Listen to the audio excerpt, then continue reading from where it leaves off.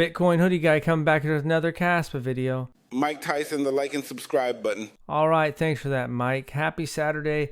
1.42 exahash, a little under 13 cents. The whole markets took a little bit of a dip. Today we're going to be talking about how you need to guard and be careful with your Kaspa. So what's the significance of 1,367 Kaspa? Well, if you take the 28.7 billion max supply and divide that by 21 million, 1,367 Kas give you a 1/21 millionth ownership of the network. So it's like having one Bitcoin. You have the same amount of ownership of the network. The Bitcoin is a computer network of decentralized computers. Kaspa is a decentralized computer network. And so it's actually a little bit under. It's like 1,366 point something, but just round up. So it's 1,367. It shows how a small amount of Kaspa gives you a pretty good amount of ownership of the network. Now, we don't know what the future price of it's going to be long term. So today, 1,367 Kas only cost $173. $173 throwing that around doesn't seem like a lot of money.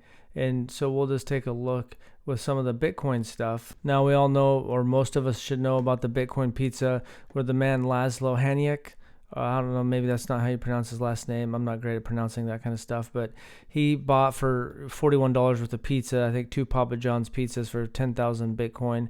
Now, he's come to terms with that, and maybe he made money doing it. And back then, there wasn't a lot of value in Bitcoin. But now, that 10,000 Bitcoin would be about $1 billion, I believe. Yeah, I'm pretty sure it'd be $1 billion.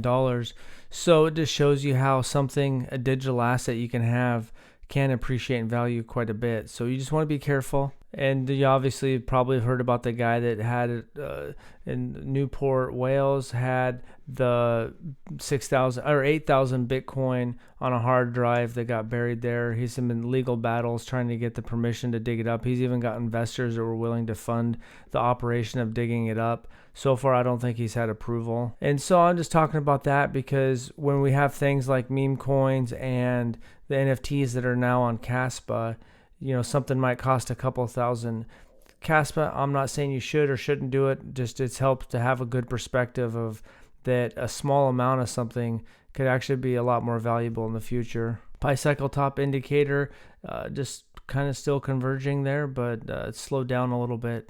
And just another thing I'm keeping an eye on. The dollar strength is inching up a little bit, 108.5. Total fees the last couple of days, January 30th was 147,000, 66,000 yesterday, so not a lot of going on, even though there's some people minting some NFTs. The whole markets went down a little bit once the White House announced that today the 25% tariffs on all goods from Canada and Mexico and 10% tariffs from imports on China went into effect. Now there might be some exclusions or whatever. They're trying to stop the fentanyl from coming into the United States. That seems like that sent the market down a little bit. Right here you got Plan B sharing this by River. Is saying that the Bitcoin is decoupling. Now I haven't verified this information. The black is all the other cryptocurrencies and then Bitcoin. But right here it's showing that everything besides Bitcoin's under $1 trillion, and then Bitcoin is a little over 2 trillion. But here CoinMarketCap has the overall market cap at 3.58 trillion. So that would have Bitcoin at 2 trillion and the other cryptos at 1.5 trillion. So that would actually be the black line, according to CoinMarketCap, should actually be up here. The decoupling shouldn't be so far away. So this feels like this chart is by someone that is in Bitcoin, and I guess you can depend which altcoins you count, but this black line should actually be up here further. So to me, that's saying that they're trying to use this to reemphasize their point of Bitcoin decoupling from altcoins when it has, but not at the extent to which they're trying to say. I guess if you're interested in trying to mint the KRC 721s on Kasperbot, maybe Kaspa.com eventually have them, but I'm not even sure you want to play around with it. But I can leave a link to this. Mr. Kaspa Guru's got a little thread here to show you how to do it if you want. Last I've seen, there was like 300 Nacho NFTs for sale for a little over 1,000, maybe 1,200 Kaspa.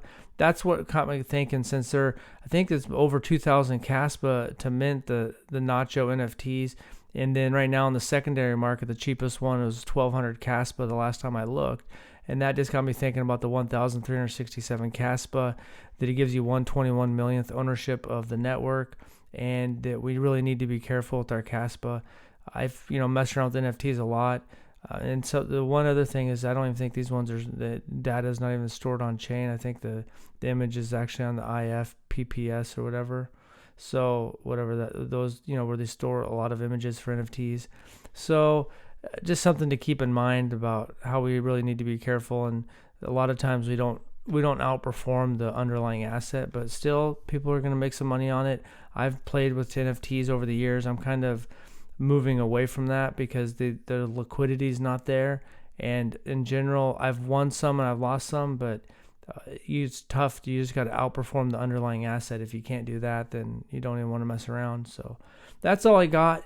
Be careful with your Kaspa, and we don't know the future, but there's a lot of exciting things in this year and beyond. So we don't know how high the price can get in 5 or 10 years, but you can see there's other digital assets that people were careless with in the early days, and even now people are careless with Bitcoin, throwing it around, buying NFTs and stuff that don't really have that much value. So that's all I got. Thanks for watching, and have a good day.